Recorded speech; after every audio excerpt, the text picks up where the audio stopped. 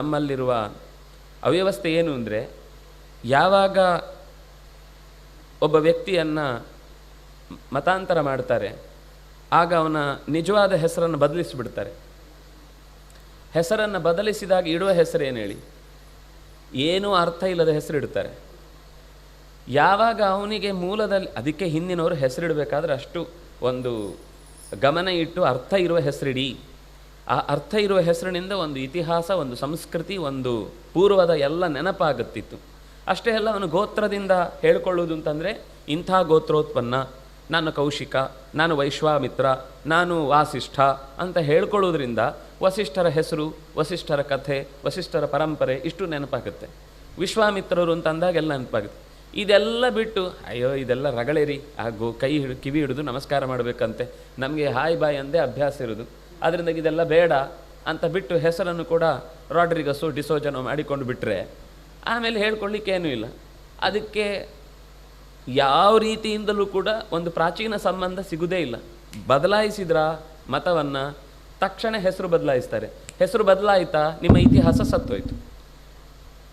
ಅದಕ್ಕೆ ಈಗಲೂ ನಾವು ಹೆಸರಿಡಬೇಕಾದ್ರೆ ಏನೋ ಚಂದದ್ದಿಡಬೇಕು ಅಂತ ಅಂದ್ಕೊಂಡು ಅರ್ಥ ಇಲ್ಲದ ಹೆಸರಿಡ್ಲಿಕ್ಕೆ ಹೋಗ್ತೇವೆ. ಪ್ರಾಚೀನರಿಗೆ ಇಷ್ಟೆಲ್ಲ ಪೂರ್ವ ಕಾಳಜಿ ಇದ್ದು ಅವರು ಹೆಸರಿಡಬೇಕಾದ್ರೆ ಒಂದು ಪೂರ್ವ ಯೋಚನೆ ಇಟ್ಟುಕೊಂಡು ಮಾಡಿ, ಅದರಿಂದ ಏನೋ ಒಂದು ಸಂದೇಶ ಸಿಗಬೇಕು. ಮುಂದೆ ಯಾವತ್ತೋ ಅವನು ಏನೋ ಒಂದು ಹೆಸರು ಹೇಳುವಾಗ, ನೋಡು ನಿನ್ನ ಹೆಸರು ಹೀಗಿದೆ, ಅದಕ್ಕೆ ಸರಿಯಾಗಿರಬೇಕಲ್ವ ನೀನು, ಸತ್ಯಪ್ರಕಾಶ ಅಂತ ಹೆಸರು, ಬರೀ ಸುಳ್ಳು ಹೇಳ್ತಾ ಇದ್ರೆ ಅವನು ಬಾಯಿ ತೆಗೆದ್ರೆ ಬಚ್ಚಲು ಸುಳ್ಳೇ ಸುರಿತಾ ಇರುತ್ತೆ. ಹಾಗಾಗಬಾರ್ದಲ್ಲ. ಅದಕ್ಕೊಂದು ನೆನಪು ಮಾಡೋದು, ನೋಡಪ್ಪ ನಿನ್ನ ಹೆಸರು ಸತ್ಯಪ್ರಕಾಶ, ಕನಿಷ್ಠ ಪಕ್ಷ ಇದಕ್ಕೋಸ್ಕರ ಆದರೂ ಸತ್ಯ ಹೇಳು. ಯಾರದ್ದೋ ಸಂತೋಷಕ್ಕೋಸ್ಕರ, ಯಾರದ್ದೋ ಜೀವನಕ್ಕೋಸ್ಕರ ಇನ್ನೇನೋ ಆಗ್ರಹಪೂರ್ವಕವಾಗಿ ಏನೇನೋ ಹೇಳಲಿಕ್ಕೆ ಹೋಗಿ ನಿನ್ನತನವನ್ನೇ ಕಳ್ಕೊಳ್ಳುವ ಪ್ರಸಂಗತೆ ಬರಬಾರದು ಅಂತ ಯಾರೋ ಒಬ್ರು ಎಚ್ಚರಿಸಿದಾಗ ಅವನಿಗೆ ಪಶ್ಚಾತ್ತಾಪ ಆಗುತ್ತೆ. ಹೌದು, ನಾನು ಮಾಡಿದ್ದು ತಪ್ಪಾಯಿತು. 100 ಜನ ಬದಲಾಗದೇ ಇದ್ದರೂ ಎಲ್ಲೋ ಒಂದಿಷ್ಟು ಜನಕ್ಕೆ ಬದಲಾವಣೆ ಉಂಟಾಗುತ್ತೆ. ಹಾಗೆ ಬದಲಾವಣೆ ಆಗೋದಕ್ಕೊಂದು ಹೆಸರು ಕಾರಣ ಆಗುತ್ತೆ. ಹಾಗಾಗಿ ಹೆಸರು ಅಂದರೆ ಒಂದು ಇತಿಹಾಸ, ಹೆಸರು ಅಂದರೆ ಒಂದು ಸಂಸ್ಕೃತಿ, ಹೆಸರು ಅಂದರೆ ಒಂದು ಗುಣದ ಪರಿಚಯ, ಹೆಸರು ಅಂದರೆ ಅದು ಅವನ ಬದುಕು.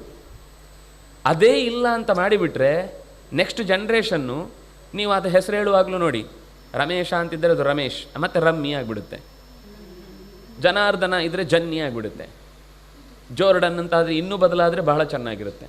ಹೀಗೆ ಏನೇನೋ ಹೆಸರನ್ನು ಬದಲಾಯಿಸಿ ಅದರ ಮೂಲ ಸ್ವರೂಪವನ್ನೇ ಚಂದದ ಹೆಸರಿಟ್ಟಿರ್ತಾರೆ. ಮಧುಸೂದನ ಅಂತ ಮಧು ಆಗಿಬಿಡುತ್ತೆ.